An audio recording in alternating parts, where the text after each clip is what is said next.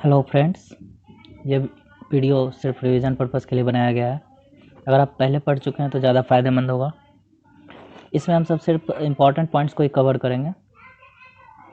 Video को लेंदी नहीं करना चाहता हूँ। ये एग्ज़ाम पॉइंट ऑफ व्यू से क्विक रिवीजन पर्पज़ के लिए बनाया गया है।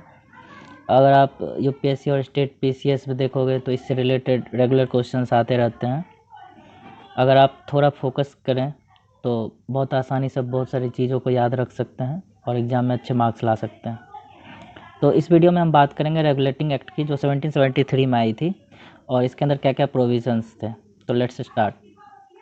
ये एक्ट ब्रिटिश पार्लियामेंट के द्वारा पास किया गया था क्योंकि ईस्ट इंडिया कंपनी पे कंट्रोल बनाया जा सके, क्योंकि ये लोग मनमाने तरीके से व्यापार कर रहे थे, बहुत सारे धन लूट के ले जा रहे थे और ब्रिटिश गवर्नमेंट को बहुत कम हिस्सा मिलता था, जबकि उन्होंने ही परमिशन दिया था व्यापार करने के लिए।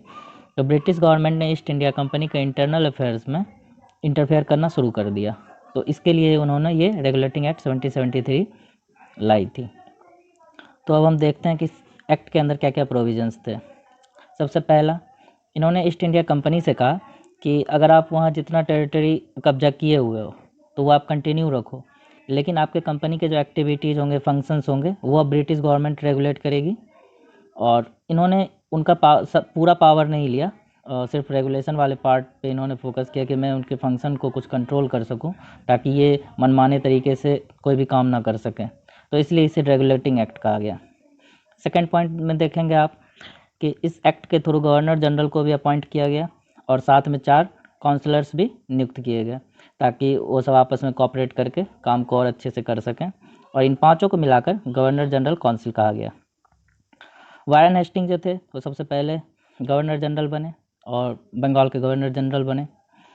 और फोर्थ पॉइंट आप देखोगे कि मद्रास और बॉम्बे के गवर्नर को अब क्या किया गया, बंगाल के सबऑर्डिनेट कर दिया गया। अब उन्हें जो भी फॉरेन पॉलिसी से रिलेटेड सारे मैटर्स थे, अब वो बिना बंगाल के परमिशन के वो कुछ भी नहीं कर सकते थे।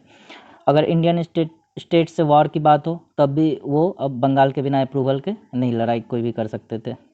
फिफ्थ पॉइंट आप देखें तो कंपनी के डायरेक्टर को 5 साल के लिए इलेक्ट किया गया और हर साल 1/4 मेंबर को रिटायर होना पड़ता था, और जो रिटायर हो गए वो दोबारा इलेक्ट भी नहीं हो सकते हैं।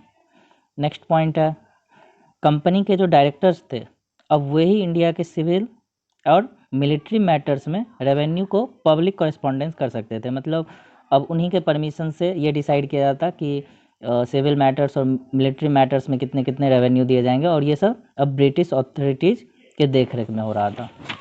और लास्ट पॉइंट है, कलकत्ता में सुप्रीम कोर्ट के इस्टेब्लिशमेंट की गई और सर एलिजा इम्पे पहले चीफ जस्टिस बने, जो कि इंग्लैंड से थे। और ये सुप्रीम कोर्ट के पास सिविल और क्रिमिनल दोनों जुरिडिक्शन होते थे। तो इस वीडियो में आज इतना ही। इसी तरह और इम्पॉर्टेंट वीडियो देखने के लिए हमारे रिवीजन चैनल पे जाएं और इसी तरह शॉर्ट में सारे इम्पॉर्टेंट टॉपिक्स जिससे आप बार बार क्वेश्चंस आते हैं आप इजीली सॉल्व कर सकते हैं। तो ये वीडियो को आप देखना ना भूलें और इसी तरह से इजीली आप कवर कर सकते हैं बहुत कम टाइम में, शॉर्ट में। Thanks for watching.